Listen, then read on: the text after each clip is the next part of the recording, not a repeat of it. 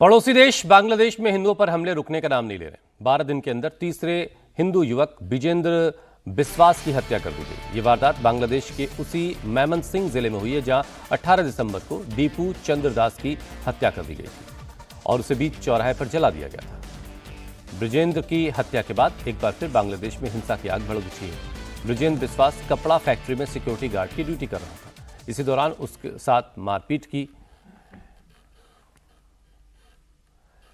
एक तरफ हिंदू युवक की हत्या पर बांग्लादेश में तनाव है, तो आज बांग्लादेश के पूर्व पीएम खालिदा जिया का अंतिम संस्कार होना है, जिसमें शामिल होने के लिए विदेश मंत्री एस जयशंकर ढाका जा रहे हैं। तनाव के हालात के बीच विदेश मंत्री का ढाका पहुंचना एक बड़ा संदेश देगा।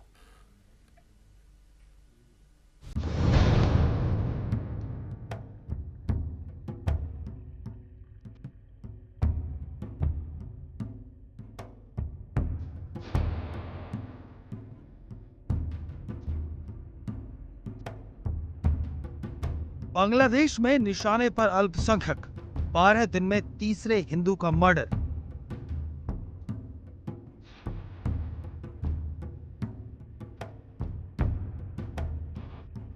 हिंदुओं के घरों पर हमले जारी, चुनाव से पहले हिंसा भारी।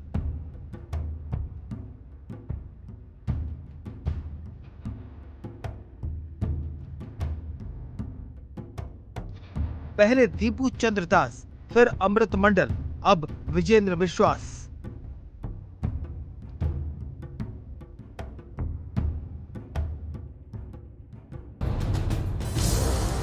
पड़ोसी मुल्क बांग्लादेश में आम चुनाव से पहले अल्पसंख्यक हिंदुओं के खिलाफ हिंसा की वारदातें थमने का नाम नहीं ले रही हैं।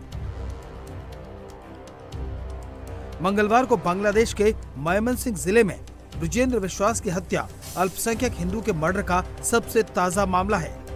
मृतक ब्रिजेंद्र कपड़ा फैक्ट्री में सिक्योरिटी गार्ड की ड्यूटी कर रहा था। इस दौरान उसके साथी स्टाफ ने ही उसे गोली मार दी। विजेंद्र बिस्वास एक अर्धसैनिक समूह से जुड़े थे, जो गांव की सुरक्षा का जिम्मा संभालता है। विजेंद्र को गोली नोमान मियां नाम के एक स्थानीय युवक ने मारी है। उसे गिरफ्तार कर लिया गया है। बांग्लादेश की यूनिट सरकार न तो हिंदुओं पर हमले रोक पा रही है, न ही उनके घरों को सुरक्षा दे पा रही है।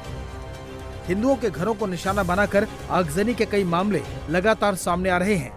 इस बीच बांग्लादेश में 12 दिनों के भीतर ये तीसरी बार है जब किसी हिंदू की हत्या की गई है। इससे पहले मैमनसिंह जिले में ही दीपू चंद्र दास की पीट कर हत्या कर दी गई। 18 दिसंबर को ढाका के पास हुई इस वारदात में हिंदू युवक दीपू चंद्र दास की भीड़ ने हत्या की। उसके बाद उसे पेड़ पर लटकाकर जला दिया। दीपू दास की ईश निंदा के झूठे आरोप में हत्या की गई। मामले की जांच में ईश निंदा के कोई सबूत नहीं मिले, तो 24 दिसंबर बुधवार रात 11 बजे एक हिंदू युवक की पीट कर हत्या कर दी गई। घटना रजबाड़ी जिले के होसेन डांगा गांव में हुई। पुलिस के मुताबिक मृतकों की पहचान 29 वर्षीय अमृत मंडल उर्फ सम्राट के तौर पर हुई। पुलिस ने बताया कि अमृत को भीड़ ने जबरन वसूली के आरोप में मार डाला।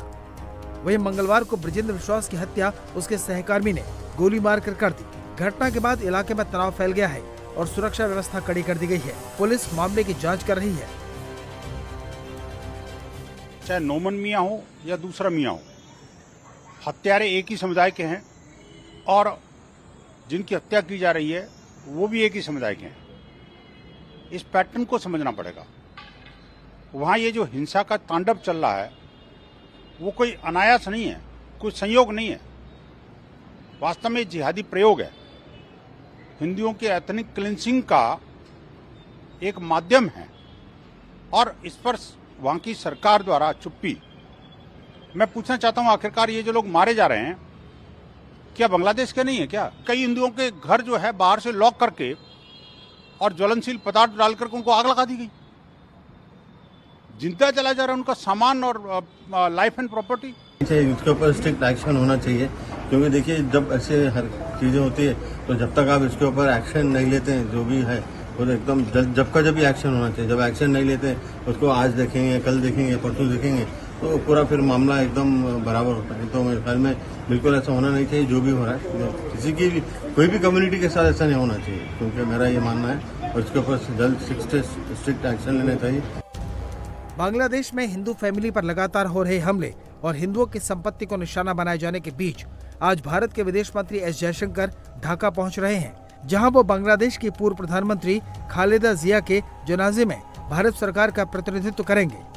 खालिदा जिया का लंबी बीमारी के बाद मंगलवार को निधन हो गया और आज उनको सुपुर्दे खाक किया जाएगा। बांग्लादेश के चीफ एडवाइजर मोहम्मद यूनुस ने मंगलवार को पूर्व प्रधानमंत्री की मौत के बाद 3 दिन के राजकीय शोक और 1 दिन की आम छुट्टी की घोषणा की। आम चुनाव से पहले तनाव के हालातों के बीच विदेश मंत्री एस जयशंकर का ढाका पहुंचना एक बड़ा संदेश साबित होगा। इधर बांग्लादेश के कानूनी सलाहकार आसिफ नजरुल ने मंगलवार को आरोप लगाया कि पूर्व प्रधानमंत्री शेख हसीना और उनकी सरकार बीएनपी चेयरपर्सन बेगम खालिदा जिया की मौत के लिए जिम्मेदार है। সুপ্রিম কোর্টের আপিলের ডিভিশনের রায়ের মধ্যে বারবার বলা হয়েছে যে বেগম জিয়াকে যেই মামলায় সাজা দেওয়া হয়েছে সেটা সম্পূর্ণ রংলি উদ্দেশ্যপ্রণোদিতভাবে জিজ্ঞাসাপ্রসূতভাবে ওনাকে সাজা দেওয়া হয়েছিল। ওনাকে জেলখানায় বিভিন্ন সময় যেভাবে নির্যাতন করা হয়েছিল ওনাকে আমরা হয়তো এত তাড়াতাড়ি হারাতাম না। আমি ব্যক্তিগতভাবে মনে করি বেগম জিয়ার এই মৃত্যুর পিছনে ফ্যাসিস্ট যে প্রধানমন্ত্রী ছিলেন শেখ হাসিনা এবং ওনার যে সরকার আছে অবশ্যই তার দায় রয়েছে। चुनावी साल में बीएनपी और शेख हसीना के समर्थकों के बीच आरोप प्रत्यारोप और झड़प सियासी नफा नुकसान का कारण हो सकता है, लेकिन वहां अल्पसंख्यकों के खिलाफ हिंसा पर रोक जरूरी है।